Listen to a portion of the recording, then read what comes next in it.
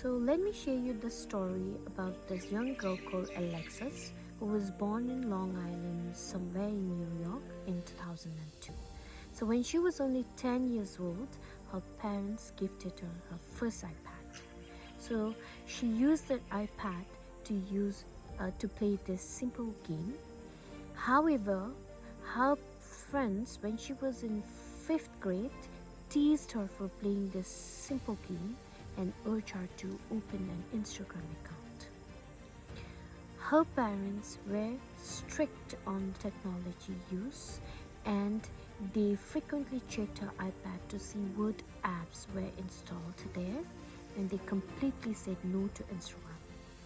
But just like those underage Instagram users, she somehow found ways to hide the app from her parents. Sometimes you would download the app, use it for some time and delete it before her parents could even see. So in her journal, she wrote when she started using Instagram account that she was really happy. She was elated when she had 127 followers on Instagram. However, few months after being on Instagram, her mental health plunged and she started showing signs of depression. So just 5 months after using Instagram, this is the picture she drew. So in the picture, in her laptop and on her phone, there were words like ugly, fat, and so on. Within 6 months of opening her account, the content Instagram algorithm chose for Alexis had morphed from her initial interest to fitness to a stream of pictures of models and on dieting advices and pro-anorexic content.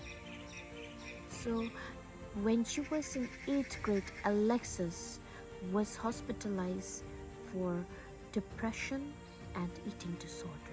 And throughout her teenage years, she had to battle this anorexia and depression.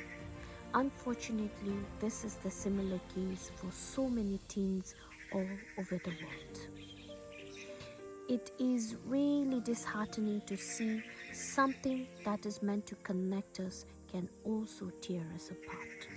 So, the author of this book called The Anxious Generation, Jonathan Haidt, says that until 2010, the mental health of Gen Z, anyone who's born after 1995, the mental health was perfectly okay. But after 2010, something happened and then the trend of mental health issues started rising, not just in US, in Australia, in UK and in Canada. So the question is, what happened after 2010 that caused severe mental illnesses in these Gen Zs? So Jonathan Haidt said that it was mainly caused by 4 trends. The first trend was the introduction of high-speed broadband in 2000 and the introduction of iPhone in 2007, increasing the use of social media.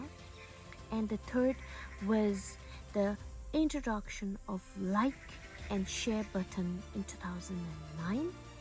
And the fourth trend that hit girls more than the boys were the introduction of front-facing cameras and the introduction of selfies in 2010 that plunged the mental health of teens. So believe it or not, Gen Zs became the first in history to go through puberty with the portal devices in their pocket that called them away from people nearby and into the world, the alternative universe that was more exciting, addictive, and unsuitable for children and adolescents.